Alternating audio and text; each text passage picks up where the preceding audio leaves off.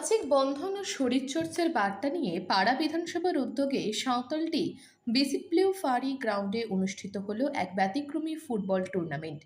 খেলোয়াড়দের বয়স 40-এর গণ্ডি পার করলেও মাঠে তাদের জেদ, প্রাণশক্তি ও খেলাপ্রীতি ছিল চোখে পড়ার মতো।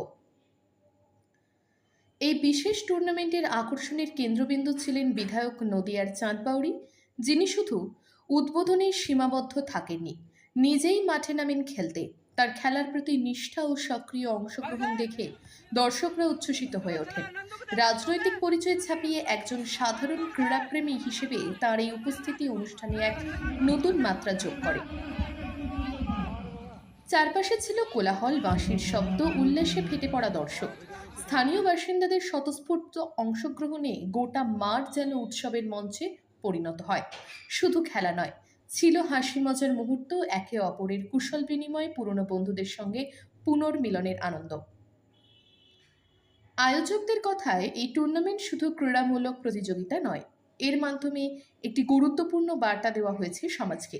তারা জানান, বয়স কোনো বাধা নয়, যদি ইচ্ছে থাকে সক্রিয় থাকার। ফুটবলের মাধ্যমে আমরা শুধু শরীর চর্চা নয়, সমাজের সকল স্তরের মানুষকে একত্রিত করতে চেয়েছি।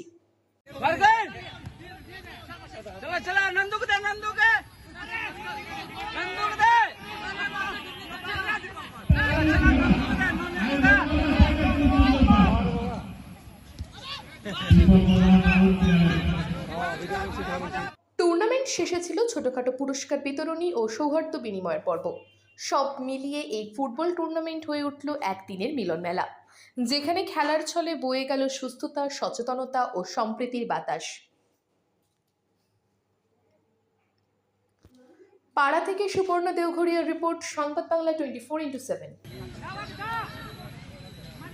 बूढ़ा इसमें ज्यादा 60 वाला टीम में बूढ़ा ज्यादा है इसलिए